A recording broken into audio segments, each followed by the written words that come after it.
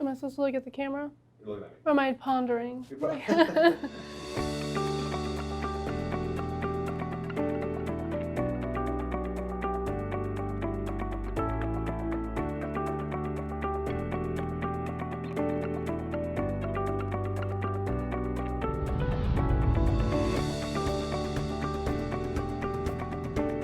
Allie Cook, just turned 25, registered veterinary technician, and I've been here for 4 or 5 years. Well, I come in, depending on the amount of surgeries, I get all the paperwork ready, catheter, endotracheal tube, then I go into the surgery area, and if we have dentals, I set up the dental machine, the x-ray machine, all those supplies that goes into that, and then in the surgery suite, make sure packs are out, gowns, instruments, all that good stuff, and then from there, calculating drugs, prepping the patients, and then paperwork after and checking them out. And so it makes for a long day if there's a lot of surgeries. There's a lot of things behind the scenes, so we do basically anything under a doctor. We're basically a registered nurse, which that might upset some people, but we truly are, and our patients move and try to bite.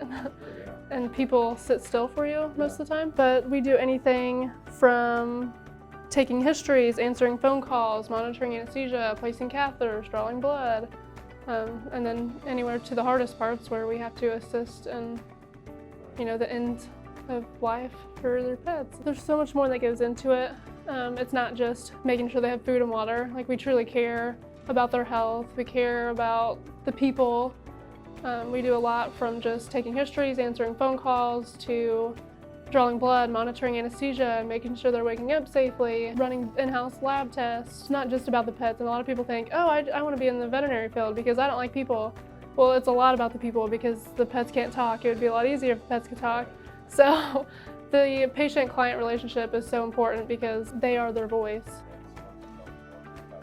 So first, everyone wants to have a good dog. No one wants to live with a bad dog. That was one of the stemmings, I guess, that I wanted to do this, but also like the sad coming to, we see a lot of aggressive pets, and sometimes not all of them are as lucky to stay with their families. They either get put in humane societies or they are euthanized.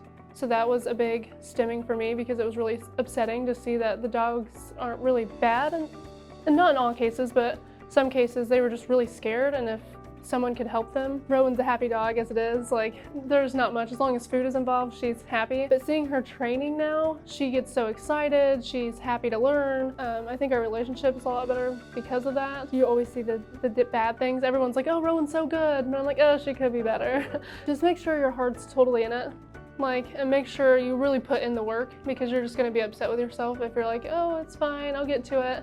Because I know I struggle with that a little bit with the class and then working almost 6 days, 5 days, whatever. And always just make time for that, even if it's like 5 minutes a day or something, just because now I'm kicking myself in the butt because I should have spent more time doing it. For a long time, I was battling if I was gonna get another puppy or not, because Rowan, she's at her age where she's kind of slowing down some.